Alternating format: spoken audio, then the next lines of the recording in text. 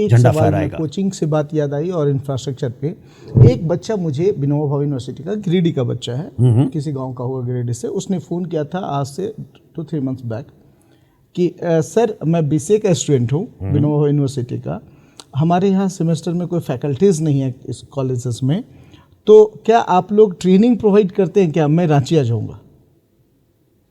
मैं college, fortunately college को मैं कनेक्ट कर सकता था, कॉलेज कनेक्ट किया, पता चलता है कि बीसीए डिपार्टमेंट स्टार्ट हो गया, बच्चों का एडमिशन हो गया है, टीचर और नहीं है। टीचर नहीं है। कमोबेश यही हालात विनोबा भावे यूनिवर्सिटी के सारे कंस्टिट्यूएंट कॉलेजेस के रहे हैं कि वोकेशनल कोर्सेस आपने स्टार्ट करवा दिया साहब, आपने एडमिशन ले लिया, क्या ये छात्रों के साथ अन्याय नहीं है? बिल्कुल, मुझे कहने में कोई भी दिक्कत नहीं है कि आप बेईमानी कर रहे हैं। आज मुझे पता चला कि एक कॉलेज है आपका एफिलिएटेड इंस्टीट्यूशन, वहाँ पे बीसीए के फैकल्टी के लिए नोटिफिकेशन भी हुआ, इंटरव्यू भी हुआ, और रिजल्ट के लिए यूनिवर्सिटी से उनको जवाब जाता है कि रिजल्ट गुम हो गया है।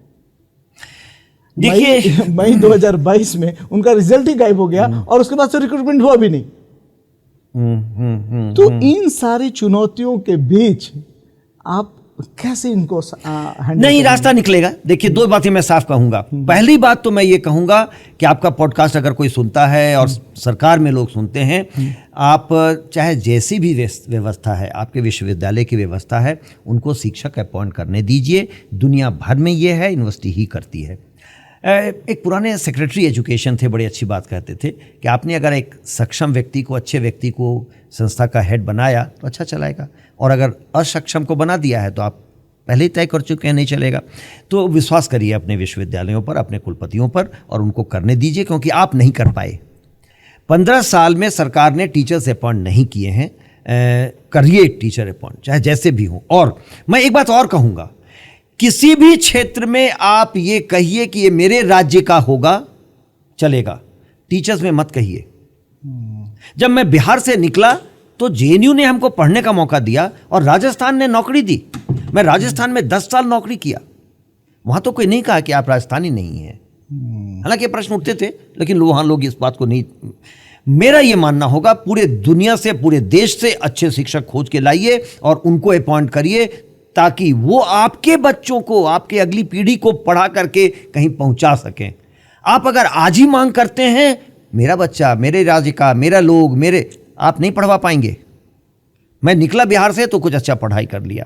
तो मेरा ये मानना होगा कि पहली बात तो ये कि आप विश्वविद्यालयों को स्वायत्तता वापस दीजिए, टीचर तुरंत अपॉइंट करिए। बहुत नुकसान हो रहा है। आधे से ज़्यादा महाविद्यालयों के, आधे से ज़्यादा डिपार्टमेंट्स में कोई टीचर नहीं है। करेक्ट, कैसे पढ़वा दें? लेकिन आप, इसका मैं एक रास्ता निकाल रहा हूं कि महाविद्यालयों को आपने स्मार्ट बोर्ड सप्लाई किया है। मेरा प्रयास ये हो रहा है कि क्या मैं इन सबको कनेक्ट करके और ऑनलाइन लेक्चर्स कराऊं, अगर बाहर से लोगों को खोज करके, तो उनसे लेक्चर करा करके और तब थोड़ी पढ़ाई बेहतर की जाए। जो मैंने तुरंत पहल किया है वो निश्चित आपसे साझा करना चाहेंगे।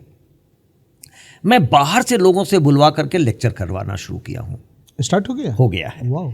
तो उस सीरीज का पहला लेक्चर हमने ही किया था, उसको हमने हजारीबाग लेक्चर्स का नाम दिया है, और 2 लेक्चर जवाहरलाल नेहरू विश्वविद्यालय के हीरामन तिवारी जी आके दिए हैं।